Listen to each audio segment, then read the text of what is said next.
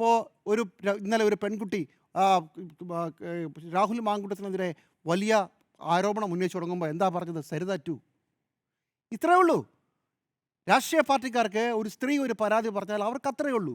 ആ പരാതി ഇന്ന് പറയും, നാളെ എല്ലാവരും മറക്കും, പിറ്റേ ദിവസം അവർക്ക് പുതിയ പുതിയ സ്ഥാനങ്ങൾ കിട്ടും. അതിൽ CPIMന് ഒരു കുഴപ്പവുമില്ല, കോൺഗ്രസിനും ഒരു കുഴപ്പവുമില്ല. അതുകൊണ്ട് ഒരു ആരോപണവും ഒരു ദിവസത്തിന് 2 ദിവസത്തിനപ്പുറം മുന്നോട്ട് പോകില്ല. രാഹുൽ മാങ്കൂട്ടത്തിൽ MLA ആയി തുടരും. ശശി കേരളത്തിലെ ഏറ്റവും പ്രധാനപ്പെട്ട പൊളിറ്റിക്കൽ ഓഫീസിൻ്റെ തലവനായിരിക്കും. ശശി KTDCയുടെ ചെയർമാനായിരിക്കും.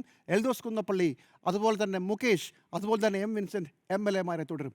ഇതാണ് സുഹൃത്തുക്കളെ നമ്മുടെ രാഷ്ട്രീയ പാർട്ടികളുടെ ആഗ്രഹവും താല്പര്യവും. അതനുസരിച്ച് നടക്കൂ. എന്തെങ്കിലും ബുദ്ധിമുട്ടുള്ള, തിരിച്ചു കിട്ടാൻ സാധ്യതയുള്ള സീറ്റാണെങ്കിൽ ചിലപ്പോൾ ഒഴിഞ്ഞെന്ന് വരും.